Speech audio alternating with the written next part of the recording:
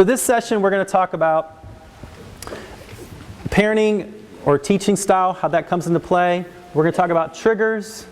We're going to talk about how to handle the oppositional student and how to tell if family counseling will help. We're going to give you some of those tips here in this session. And then I have a lot more interventions as well that I'm going to share in our third session.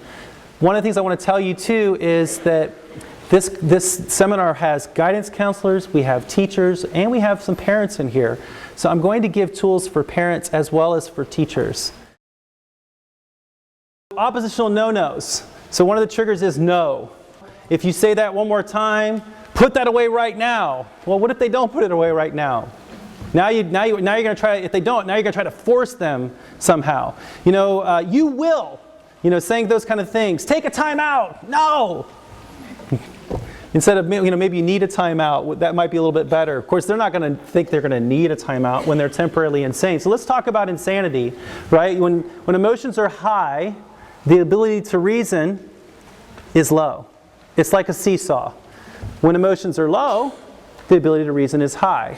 So I was talking about when we hit temporary insanity, which is up here, and that's when we say and do things that later we wish we hadn't said or done. And then right here is when parents sound like, or teachers sound like an auctioneer. Okay, that's it. You're suspended for one day. You want two? Okay, that's it. You got two. Oh, all right. All right, you got one. You got one. I got two. Up two right there. I got three. So it sounds like you're an auctioneer. And then, now this kid's, he's insane. And like I was saying in the news interview, the court of law won't sentence you if you're insane. They give you time to calm down, right? And maybe, if you are really crazy, they'll give you some time to work through some therapy, and then they'll have your consequences for you after that. So we want them to calm down so we can talk to them. We're going to talk about that. Here's some more triggers. If you say that one more time, don't you ever, no you cannot, don't talk to me like that. What are some others? Can you guys think of any more? Don't even think about it. Like, really? Can you control how they think? Are you going to really and they're going to go like this. Okay, I'm thinking it now. They're going to just keep doing this. Why? Because they're at that point of insanity. They need to calm down, right? So, some more oppositional no-nos. Too much focus on small things, on little things, especially if they're, the previous hour we talked about there's two things we look for an oppositional defiant child. What are the two things we look for those of you that were here last time? If there's a diagnosis we're looking for, 66% of kids with oppositional defiant disorder have what? ADHD. So we're looking for that. And if that's not treated successfully, it leads to defiant behavior. And then we're also looking for something else with the parents. What are we looking for? Their balance. They're on different pages. If they're on different pages, then the kid is getting them mad at each other. The permissive parent lets the kid off of a consequence that the restrictive parent was over the top on. Remember, they gave them a week or 3 weeks or a month consequence because they sounded like an auctioneer when the kid was insane, and they pulled rank, and now you're stuck with the kid for a month. Right? The parents are stuck with them for a month. So we want to focus on, we want to get the parents on the same page. So we want to make sure they're on the same page, and if that's the case and then the kid falls in line, great. If they don't, then maybe we'll suspect that there may be ADHD. And that definitely needs to be treated. So we want to focus on, we don't want to feed their negative attention. It's like, I remember this mom, like just the other day in my counseling session, it was actually earlier this week, she said, I told my son, who's oppositional, that, that really made me upset. But she waited till after he calmed down. But she says, when you say that to me, or you use the F word with me, that makes me upset. That really hurts me. And then he says, oh, I'm really sorry. So then what do you think he's going to use the next time he's mad? So he's going to be miserable because she didn't tell him what he wanted to hear. And now he's going to try to make her miserable. So what's he going to do? He's got ammunition now. He's going to say, F you. I told her, I said, don't say that. Don't make it personal. Because honestly, most oppositional kids, they don't care. Or even teenagers in general, do they really care what their parents feel about their behavior? A lot of them don't. There may be some daughters with their dads, they just feel horrible when they disappoint them. But a lot of times, but the main thing is that teenagers don't do something a lot of times their behavior is because they just wanted to do something. It wasn't to make it personal. But the oppositional kids will make it personal when they get upset. Okay, so they make one time conditional. Okay, so now I'm not going to read a story to you tonight. Or no, we're not going to play that game together because you misbehaved. And so they use their quality time, and that breeds defiance, and then that comes to the school. The quantity of quality time fathers spend with their sons correlates with the amount of college they complete and legal issues they have.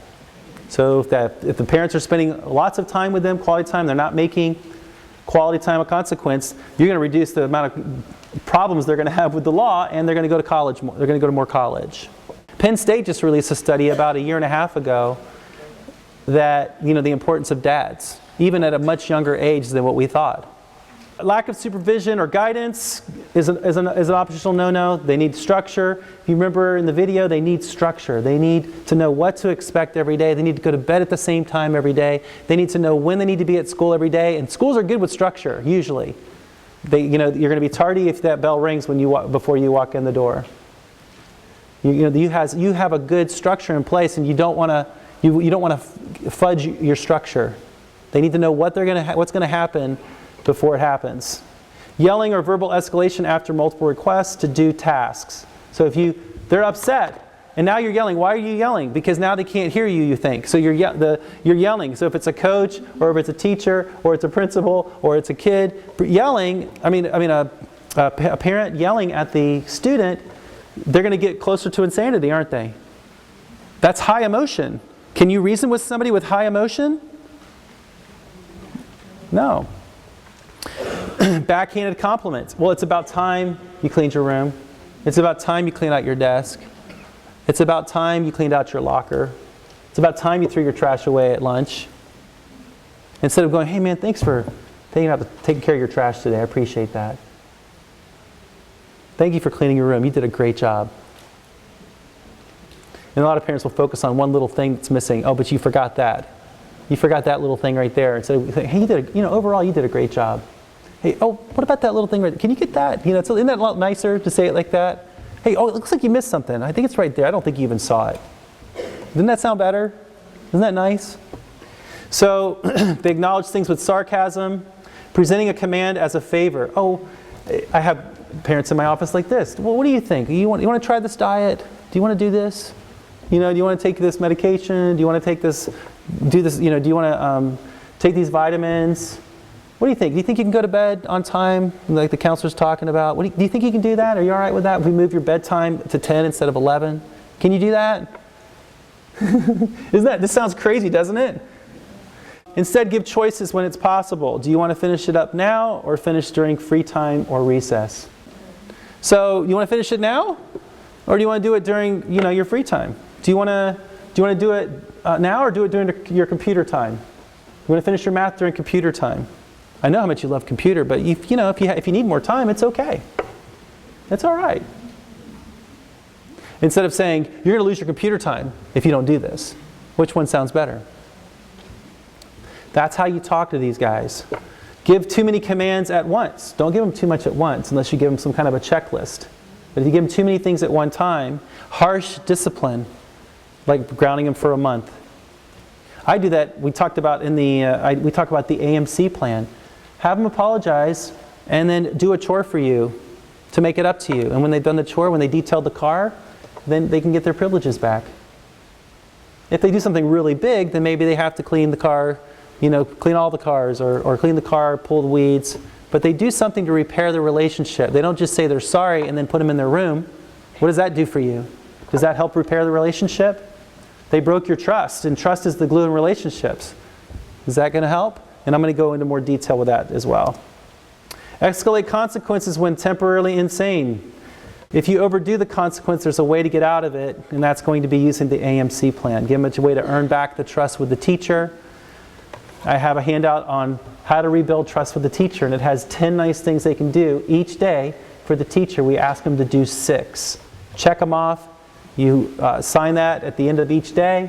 They go home, and maybe it's tied to their screen time. It's a really cool tool. Building trust with the teacher. That's in our ADHD program, in our workbook. Long-term consequences. Reserve long-term for serious consequences. Inconsistent rules. You know, if you're letting them get away with the rules one time and then another time you, like curfew or bedtime. Okay, yeah, you can come home at, like, how about the permissive parent? Oh yeah, you know, hey mom, can I stay out later? You know, hey coach, can I miss practice today? And of course the coach, just to avoid a meltdown, yeah, sure. And then the next time he wants to not go to practice, what happens? Freaks out on the coach. Why? Well, because you let me get off last time. So if you know, they need to earn that privilege somehow. If they have a way of earning that, if the coach knows that they can earn that by, you know, doing so many laps or doing extra workouts during study hall, or they can earn that time to be off, then fine. Or like a free pass on homework. If there's a set standard for everybody to earn that free pass, and they earn it, then they get a pass on homework. But if you just say, just because they were being nice one day, you give them a little break, but there's nothing measurable, there's nothing objective about it, then they're going to ask you again. And when you don't, man, they're going to lose it. Giving up on requests because of persistent resistance. So I hear this all the time. Parents say, I just didn't want to fight with them. And then the restrictive parent gets mad at the mom, you know, and then they end up coming into my office, and then they're having marriage problems. A lot of marriage problems with these kids. It's really hard. It's really stressful on the relationship. So they need to be consistent. They got to be on the same page.